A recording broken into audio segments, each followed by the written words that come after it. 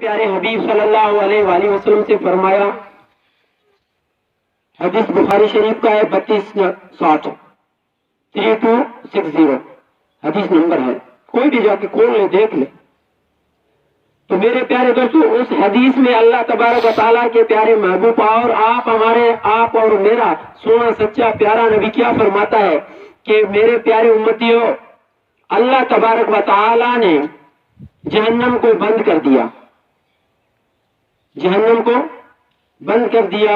پھر جہنم نے اللہ تبارک و تعالیٰ سے فرمایا، اے میرے مالک، مجھے آپ نے بند کر دیا ہے، میرا اپنا حصہ اپنے حصے کو کھا رہا ہے۔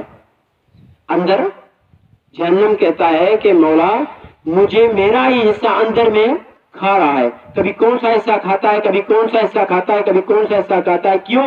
کیونکہ سانس لینے کے لیے میرے پاس جگہ نہیں ہے، بند ہے۔ تو اللہ تبارک و تعالیٰ نے فرمایا کہ ٹھیک ہے، آپ کو